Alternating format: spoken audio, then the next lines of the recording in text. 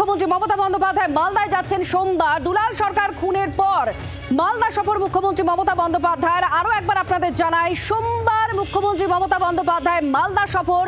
দুলাল সরকার খুনের পর তিনি মালদায় যাচ্ছেন, পরে তার কর্মসূচিও রয়েছে। সোমবার মুখ্যমন্ত্রী মালদা যাচ্ছেন।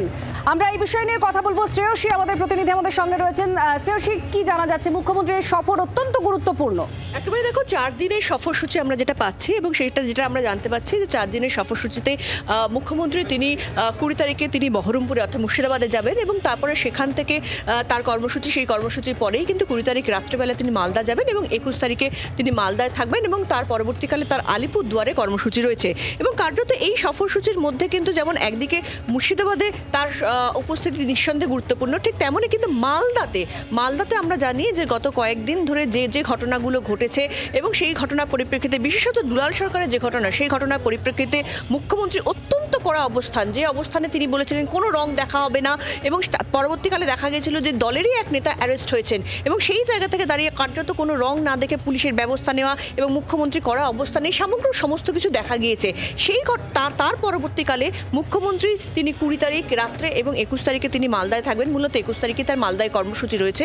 সেটা কিন্তু অত্যন্ত গুরুত্বপূর্ণ, এবং নিঃসন্দেহে বলা যেতে পারে মালদাতে শুধুমাত্র দুলাল সরকার না, তার পরবর্তীকালেও যে ঘটনা ঘটেছে কালিয়াচকে, তার পরবর্তী সামগ্রিক সমস্ত কিছু নিরিখে কিন্তু মালদহে মুখ্যমন্ত্রীর উপস্থিতি নিঃসন্দেহে তাৎপর্যপূর্ণ। এটা কতটা কি বার্তা দিতে পারে? কারণ একদিকে আমরা দেখলাম প্রশাসনিক প্রধান হিসেবে তিনি অত্যন্ত কড়া বার্তা দিয়েছেন প্রশাসনকে কি করতে হবে, একদম কোনো রকম কোনো ছাড় নয়, রেয়াত নয়। তারপরে তার সফর একদম মালদায় বেছে তিনি যাচ্ছেন। বারবার আমরা দেখেছি দুলাল সরকারের স্ত্রী তিনি বলেছেন আমার দিদিকে কিছু বলার আছে, নেত্রীকে অনেক কিছু বলার আছে। এটা কি বার্তা দেয়? দেখো, এখনো পর্যন্ত এটা স্থির হয়নি যে দুলাল সরকারের স্ত্রীর সঙ্গে মুখ্যমন্ত্রী বৈঠক হবে বা হবে না, বা মুখ্যমন্ত্রী তাদের বাড়ি যাবেন, এই বিষয়টা এখনো পর্যন্ত নিশ্চিত নয়।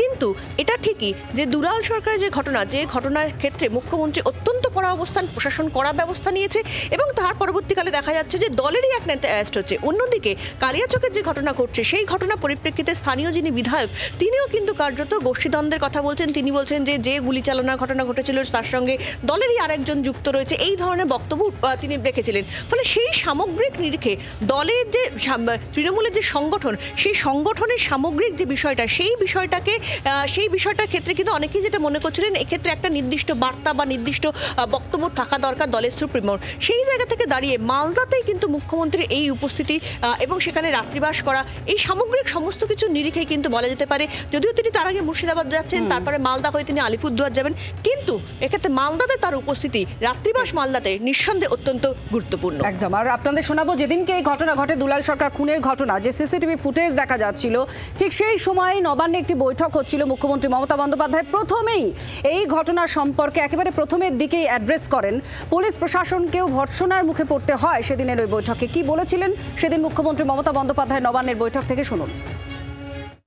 আমার খুব পরিচিত একজন, আমার খুব সহযোদ্ধা, ফ্রম দ্য বিগিনিং আমার সাথে কাজ করছে, বাবলা সরকার, আজকে মার্ডার হয়েছে, এবং পুলিশের গাফিলতিতে, অফকোর্স, কারণ ওর সিকিউরিটি আগে ছিল, উইথড্র করা হয়েছিল, আগেও অ্যাটাক হয়েছিল, এবং ও মারা গেছে।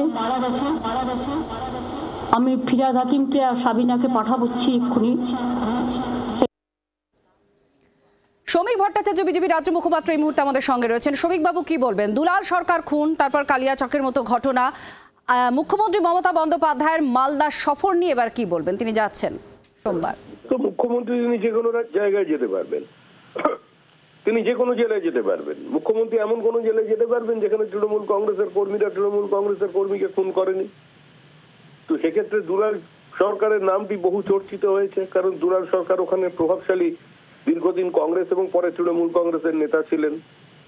প্রত্যেকেই জানেন দুলাল সরকারের সঙ্গে কার গোষ্ঠী দ্বন্দ্ব। দুলাল সরকারের স্ত্রী বলছেন যে বড় মাথার যোগাযোগ আছে। তারপরে নন্দু তিওয়ারিকে গ্রেপ্তার করাতেও তার স্ত্রী সন্তুষ্ট হননি।